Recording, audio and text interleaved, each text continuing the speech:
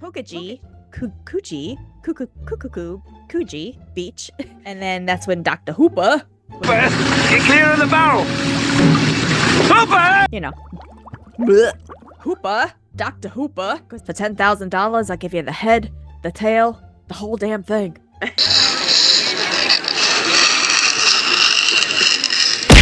We need to add Sharky to the family of Squishy and Nuggy. Nuggy and the Scary Clown. Can you hear me now? It's set on the right one. Can you hear me now? Can you hear me now? Microphone. It's just in. Hey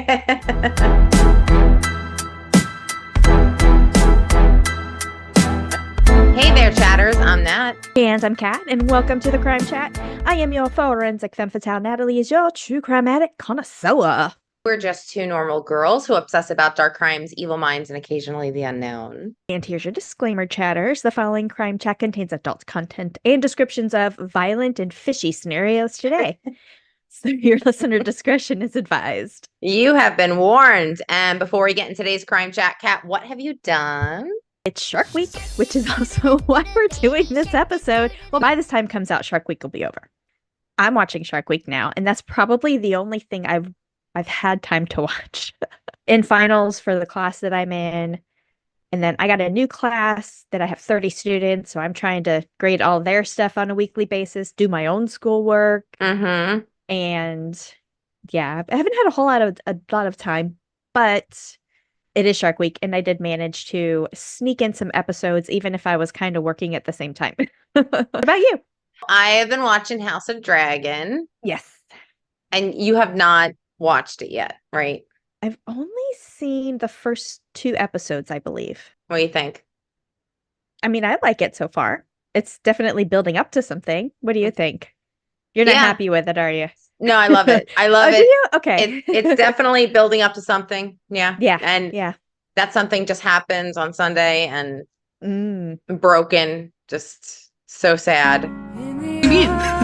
What do you mean? What do you mean?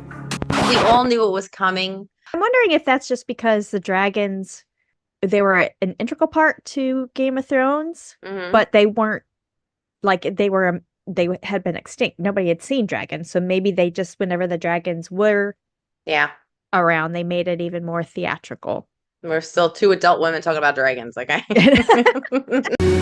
that is the order of things. What do you mean? There's a movie coming out tomorrow that I want to see so bad, but nobody that I know likes horror movies. Like nobody. Yeah.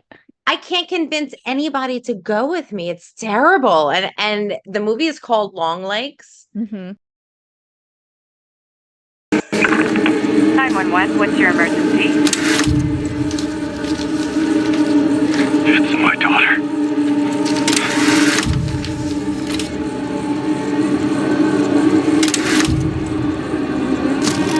I gotta be quiet. Sir, can you stay on the line with me? But it's not my daughter.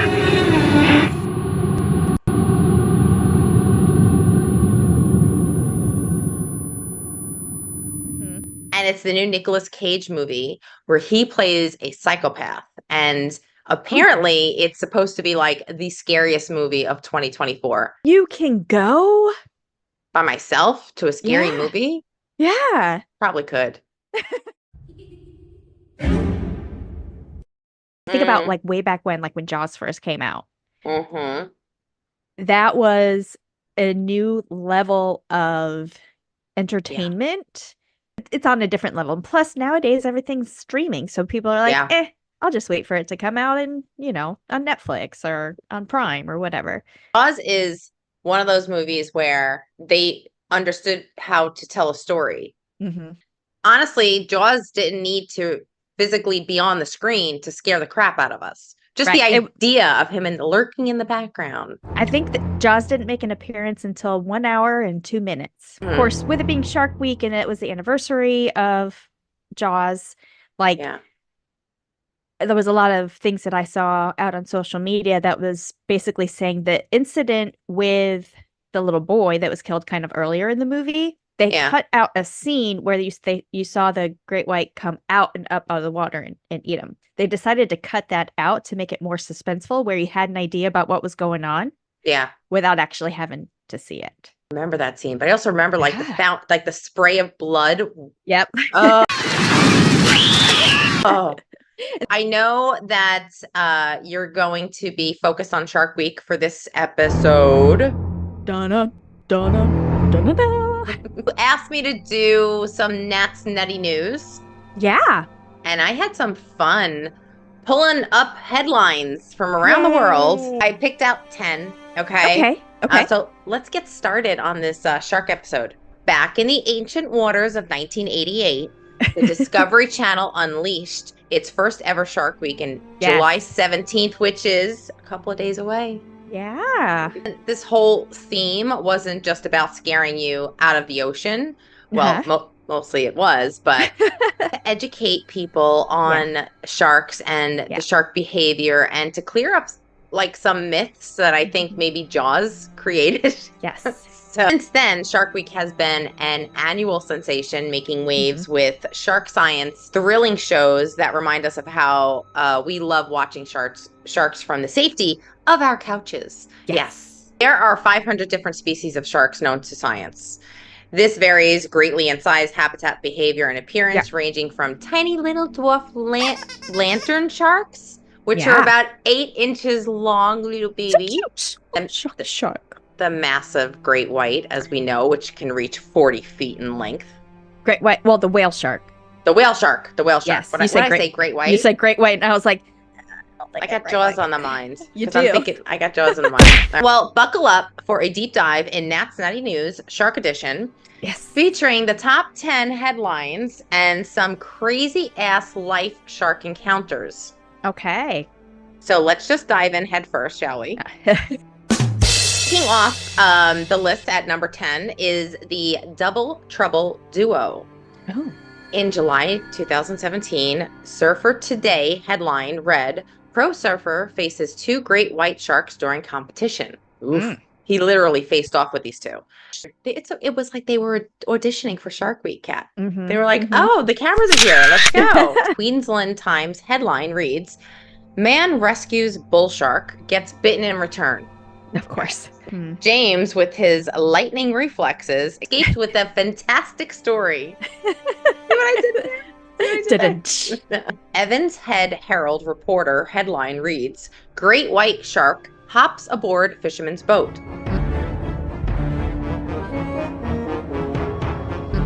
Terry told the reporter, "I've had fish jump onto my boat before, but I've never had a whole seafood platter jump on the boat."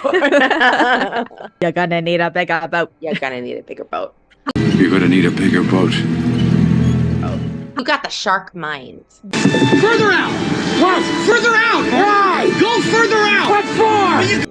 You're thinking about these things. Number 6, October 2017. Marine News Weekly headline reads, "Shark Whisperer gets personal." Yeah.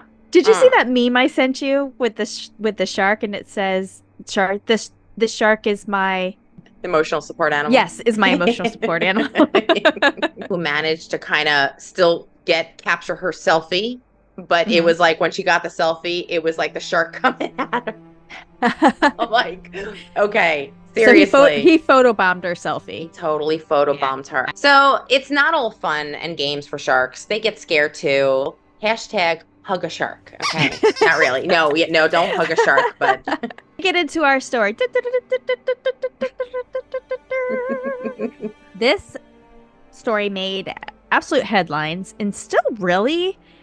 So as you get into it, it actually uncovers a couple of other crimes that are unfolded by a shark regurgitating an arm.